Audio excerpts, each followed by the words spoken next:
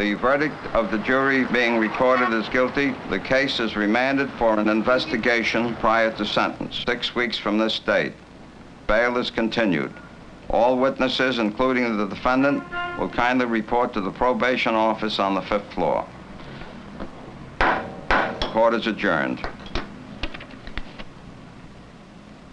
Once a verdict of guilty has been reached, there remains the critical matter of passing a just and constructive sentence. The pre-sentence investigation and report is a key element in assisting the judge in his determination of sentence, and the single most important factor in this vital phase of our system of justice.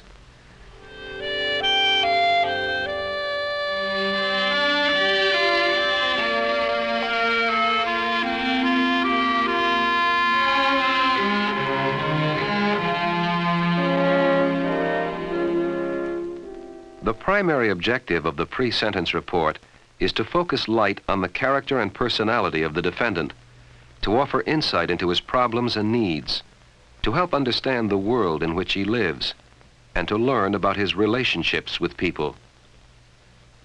It is not the purpose of the report to demonstrate the guilt or innocence of the defendant. Because of the tremendous value of the pre-sentence report to our entire system of justice, the role of the investigating officer assumes major importance. Throughout the investigation, your ability to correctly evaluate the material you gather is the key factor in producing a useful and accurate report. To begin with, you need to know all you can about the offender. I'm your probation officer, and I'm going to be doing a social investigation for the court to assist the judge in deciding how to proceed. How do you feel you should proceed? You know, like, am I, you know, I defended my life, and how come the other guy's not arrested? Well, let me explain first what my role is here, because I'm not here to determine your guilt or innocence. Probation cannot succeed unless care is exercised in selecting those who are to receive its benefits. I'm basically concerned. The pre-sentence report is an essential aid in this selective process. Man, like I wanted to go to the bathroom, you know what I mean? And the guy came at me with a knife. Man, he's always threatening people with knives. He threatened me before. In most jurisdictions, the investigation takes place over a period of 3 to 4 weeks. In his hand and jars, and all he had was a knife. And the man wanted to kill me, see? The man wanted to kill me. The man is sick. Do you understand? Is this the first time any such thing has ever happened to you? I had words with him before, but he threatened the super and some other people in the building. Are you having trouble with other people? No, not me. That guy. I'm talking about you. You're the person. I'm not having any trouble. I get along good with everybody. Well, how long do you generally keep these jobs? Well, it's up to the job. You know, I can't say. It's up to the job. Up to the job or up to you? It's up to the job. What do you mean it's up to me? Well, if you quit a job after 2 months, well, the job's no good.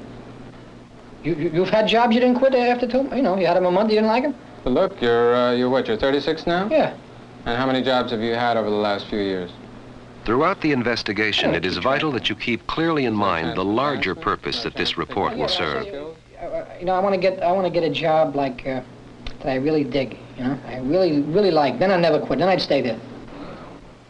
You have to be sure that you do not become overwhelmed by the material itself. The goal of a clear, accurate, and concise report is directly related to its function throughout the entire term of correction. Well, I'm the investigating probation officer, and I have to do a report for the court as to how he's been doing generally in the community, and I would like to have a chance to talk with you at some time. Mr. Morton, what explanation do you have for your son's involvement in this offense? Kid's been under trouble for kid. He's in his 30s. I don't know. Just, you know, he gets hot under the collar over nothing, you know. He's always been trouble. Well, from what we know, he was in trouble as a kid, but for the last 20 years, he's been doing okay as far as the law is concerned. Well, I don't know about that. I haven't had too much contact with him, but he's a strange kid, and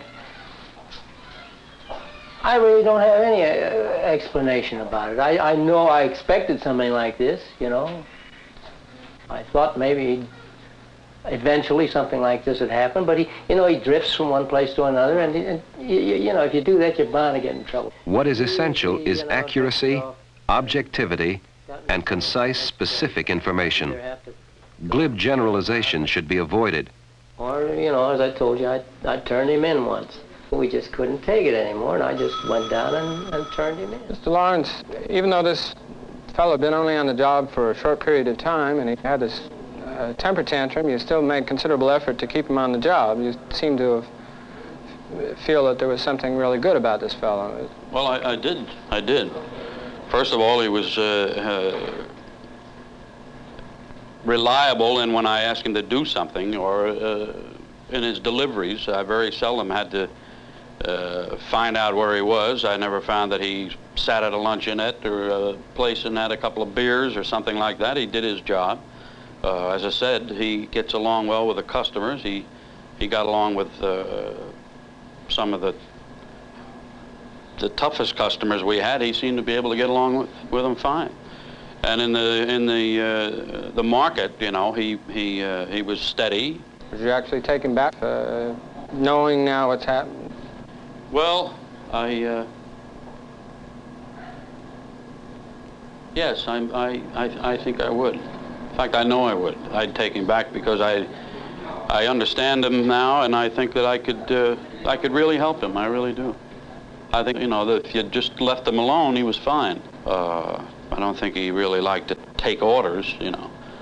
But he was a good worker, and he seemed to mind his own business. His temper was a bit explosive, I might say. He didn't take much to get him really fly off the handle. You know. Danny's put a lot of stock in his relationship with you, but I also have to be realistic and point out to you that, you know, if you get married, whether that will make the difference for both you and him. You know, it's just that I don't know. If you could just understand, like,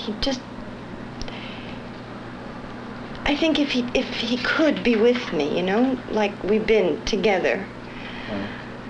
I mean, he just wants a place. He wants somebody to love him, like, you know, nobody cares about him.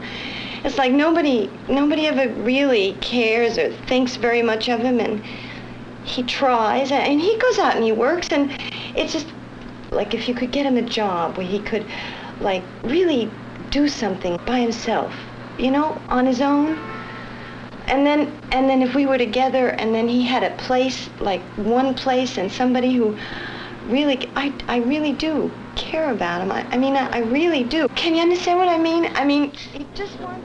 Well, I love Lillian very much, man. You know, she digs me too. I could tell, you know, she, man. That's good. But I really go for that bird, man. How long have you known her? Well, about 2 years, you know. We broke up there for a while. About, you know, when you first get together, we broke up about 3 months. But now we get along good. We, you know, had little arguments, you know, like a honeymoon, you know, it happens. But, boy, you know, I really want to marry Lillian. Man, What's in your way? Huh? You sound as though something's in your way. No, no, it's not in my way. I just want to marry her, man, because I dig her very much, man. She's the best thing that ever happened in my whole life, man. I really want to marry her. And I want to get a good job and buy a house in the country, you know, have a couple of kids, man. Lillian knows how I feel, that she knows that I got a lot of potential. And, like, she found out that I had a high IQ. Mr. Mobley, I'm Dr. Rosenblum. I'm interested in finding out something about your background. In order to prepare a useful report, you need to know what resources are available, and you need to be willing to draw upon these resources. Be a clerk. I think I should be doing better things, you know, make more money. I don't think like, I got a high IQ. I shouldn't be doing that. How'd you do in school? I didn't go too much. I used to get in trouble when I was a kid, you know. A lot of it was my fault, too. You know, not all of it, you know, but a lot of it was my fault. A lot of times I was innocent, you know. But they'd set down rules, and, you know, I couldn't follow the rules. I couldn't. This man, during his childhood, had a long record of, as a juvenile, had a long record of incarceration and psychiatric treatment, but apparently he didn't benefit from it much at that time. Do you think he's capable now of a treatment relationship? My feeling is that if further investigation into his immediate relationships can be made, that something might be found to work with. I'm not convinced that the classical psychiatric type of treatment would be best for this man. Perhaps something's involved with his girlfriend or something on a particular job he's working with. I think that in his childhood, that was probably one of the problems also, that there was probably a family difficulty that got him into so much trouble, and not so much an intrapersonal thing with him. I would assume that there's something going on that's situational and not intrapersonal with him, that something's going on in his personal life right now. I would imagine that there might be something going on now that has loosened up his controls, which have been pretty tight for 20 years. I would not say that he's deteriorating in any emotional way. I would look into those areas and think less of some deterioration in his personality. I believe that probation is indicated here because the... Whenever possible, continued consultation with supervisors and other probation officers can add greatly to the ultimate objectivity of the report itself. Are you convinced of that? Yes, it's really an aggravated kind of situation. We know that Daniel is an impulsive fellow going way back. Granted that there were no offenses in between his juvenile record and his present instance here, except for the disorderly conduct charge. Well, in doing this investigation, in your initial contacts with him, did anything come into your mind in terms of a resource within the community that we might refer him to? You mentioned job training, for example. I noticed that this man has an IQ of 120. That would tell us that he has the sufficient intelligence to benefit from a program and to work with him within the context of his limitations. If the court requests a recommendation on the part of the officer, it is essential that such a recommendation be consistent with the report itself. There is no way for the judge to know what is in your mind unless your conclusions are supported by the report. Since the pre-sentence investigation and report is a prime instrument for ultimately separating dangerous offenders or chronic criminals from those whose prognosis for rehabilitation is higher, you can understand the importance of every single entry. This paragraph is unnecessarily vague and fails to communicate the essential information to the reader. In addition, it contains what we refer to as loaded words. These words express a particular prejudice or bring on an emotional response and are highly subjective in nature, a characteristic that has no place in a well-written report. The same material appears in this version and is far more communicative.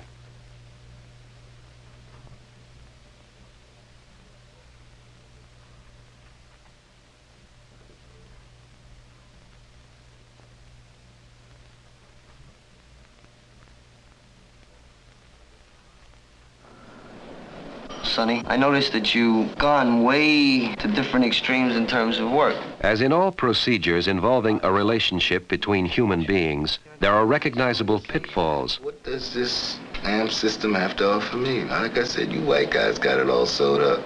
That has nothing to do with this. That's where it's at. You guys got it all sewed up. Take you, for instance. Why am I sitting on this side of this and you on the other side? Because you've been arrested a few times? Because you're driving yourself someplace where nobody should be? Are you happy with yourself? I'd like to tell you about where you're driving me. You've got me to the point, man, where I've told you before I don't like you. As a trained professional, it is necessary for you to recognize your own hang-ups and avoid letting them influence your judgment. I really think, man, that, you're a creep. For Christ's sake, what we're looking for here is to try to straighten the guy out. You should not permit yourself to be goaded into personal conflict with the offender.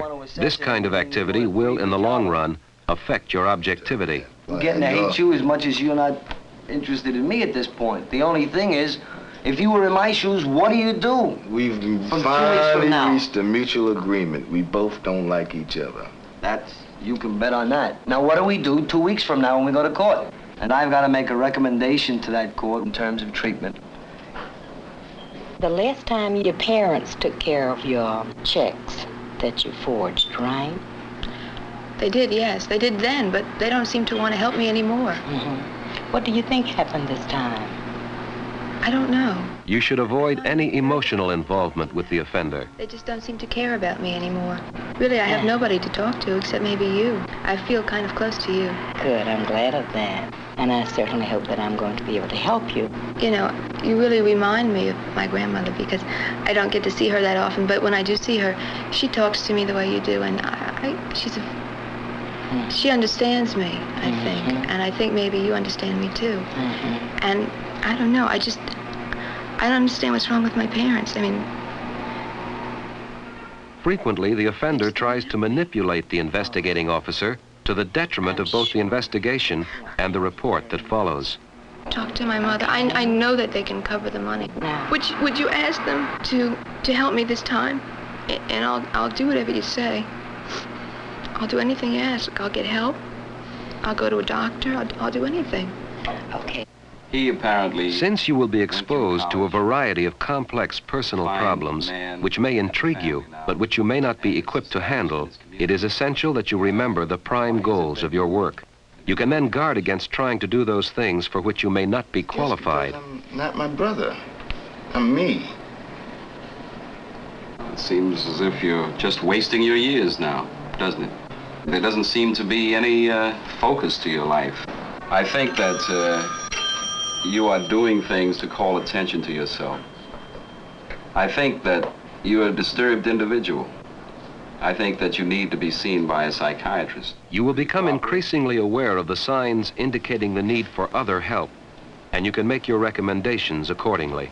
I think the psychiatrist will be able to suggest certain things.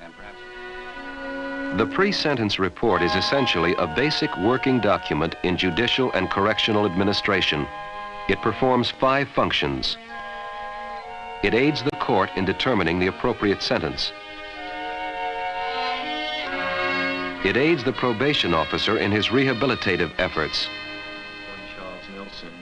I would like to review with you very briefly the highlights in this particular case. Inasmuch as we have the advantage of having his pre-sentence investigation report before us, let me just go over some of the highlights in this case. It assists correctional institutions in their classification and treatment programs, and also in their release planning. I don't think there's any question the only thing we can include him in is some type of school program. I would tend to agree with you, but I feel in addition to academic schooling that there may be a need for some vocational help as well. Do you agree?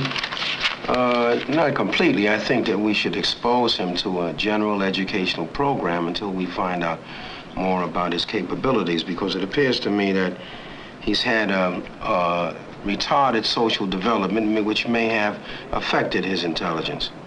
I think your point is well taken, because we'd be stimulating... I don't think we can discuss anything until we really know what makes this fellow tick.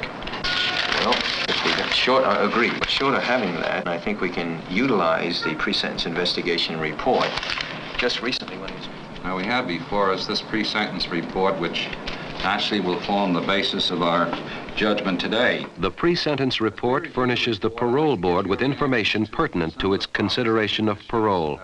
Presents both to the institution and to us, and possibly recommend also that on the basis of what we have here in the pre-sentence report, a period of confinement that will give the institutional people sufficient time to really help him work out his problems. And I would suggest that something be developed in the way of establishing a program that will be meaningful, so that when he does get out, he can go to work and become a useful citizen.